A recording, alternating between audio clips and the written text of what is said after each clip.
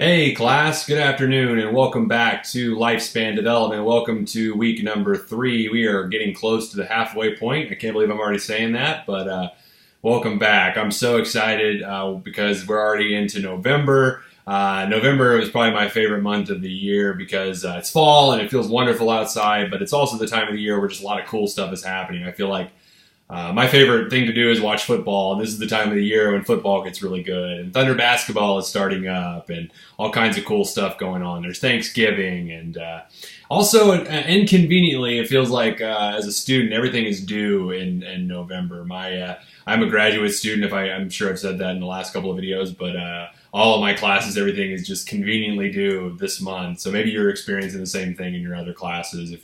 But anyways, so welcome back. So excited to get started on our 3rd week. Really enjoyed reading your readings about temperament, and I really loved the readings where you talked about how, some of you talked about how, your temperament is very different from your sibling or your parent or whomever, and also it was really interesting to see how some of that stuff changes over time because, I think a lot of you expressed, I was maybe I was difficult as a child. Now I'm a lot more easygoing, or maybe vice versa, or something along those lines. And I think that kind of happens with a lot of us is, I can remember as a kid growing up that I was kind of all over the place. My parents could barely keep up with me in terms of I was running all over the place and getting into stuff. And, as a kid, I probably would be diagnosed with something like ADHD, nowadays. But at the time, I grew up in the early 90s. Late 80s and early 90s, I think, maybe just, we weren't sure what to do with kids then, so I don't know. But I feel like I've mellowed out a lot over my years. I've gone from probably being somewhat difficult to now I think I'm much more easygoing, or I'd like to think I am. I don't know. But anyways, so really cool reading those reflections, and they just help me get to know you. They paint a picture of, who you are as a person and what your life is about and what your experiences and how they've shaped you, who you are. So I'm really enjoying that.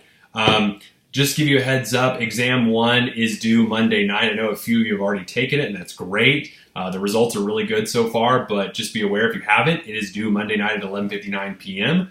Please, please, please give yourself enough time to complete the exam. Please don't wait until the last minute because the exam does close promptly at 11:59 p.m. and you will lose out on those points. And I don't want that to happen. And I know you don't want that to happen either. So please give yourself enough time. If you're going to wait until Monday to take it, that's fine. But don't wait until Monday at like 11 or 11:30. Would not recommend it. There's too many questions.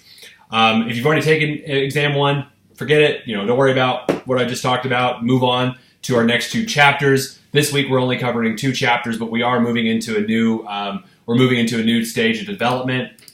Chapter 7 is physical and cognitive development in early childhood. So we're going to talk about Piaget a little more, moving into that second stage, pre-operational thinking. We're also going to look at physical development, more physical changes. Children are rapidly growing.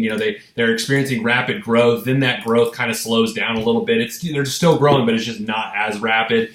A lot of changes are taking place cognitively in terms of children are learning how to use language. In infancy, they learn language, but it's really basic, really simple, sometimes only 1 or 2 word sentences. Now they're really starting to develop complex vocabularies and ways of communicating with you and with other people. You're going to look at some of the physical changes, the changes in body size, also motor development. Children are moving better now at early childhood. The need for sleep is maybe they're not getting as much sleep, but it's still very important at this stage. For good nutrition and exercise are also important, making sure that children stay healthy.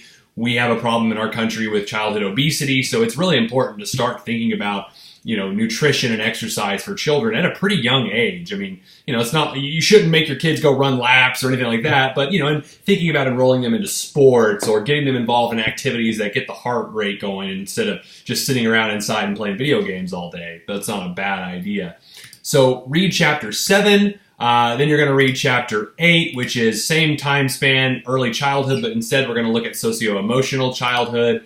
So really, a lot of what's going on here is looking at more personality development, the role, emotions are playing at this point. There's a lot going on. The sense of self, the sense of identity is starting to develop. So that's a very important concept for children to kind of learn and develop. They're also looking at, this is where families right now are sort of the important agent of socialization. Children learn how to be people, how to be a human being, a citizen of society, a member of a democratic society through their parents, for better or worse, So parents are this first agent of socialization until children start to interact with their peers, with children their age, start to play with others. They start to interact with maybe media and consuming screen time. Then it's flipped a little bit. Now there are some other agents of socialization, for better or worse. Children are now exposed to other agents of socialization. So you're going to read a lot about that in chapter 8.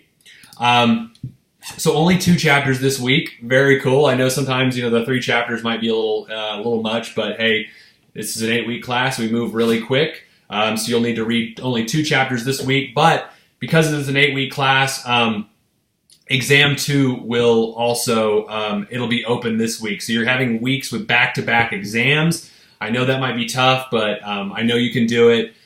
This 8-week class is really fast-paced, and part of it is taking exams maybe a little bit sooner than maybe you're used to, but Exam 2 will be open until next Monday, which, sorry, let me pull this up on my calendar real quick to make sure I give you the right date.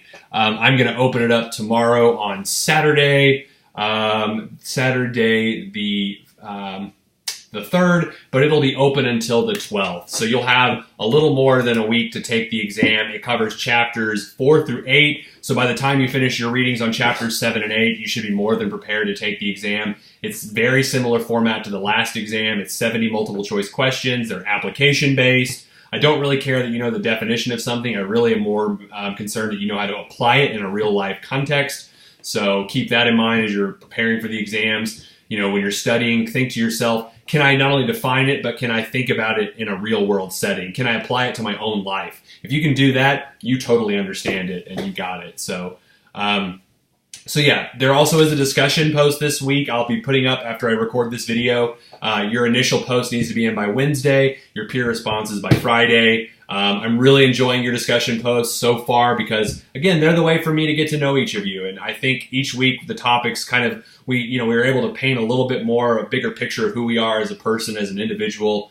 And I really enjoy that. So thank you all for another great week of class. And I'm really excited for next week's class, or this coming week. I'm excited to see your exam results. I'm excited to see your discussion posts and get to know you all a little more. So with that, I'm going to let you be. Read chapters 7 and 8, complete exam number 2, complete the discussion, and other than that, I'll see you all next week. Have a great weekend. Be good and be safe. Take care.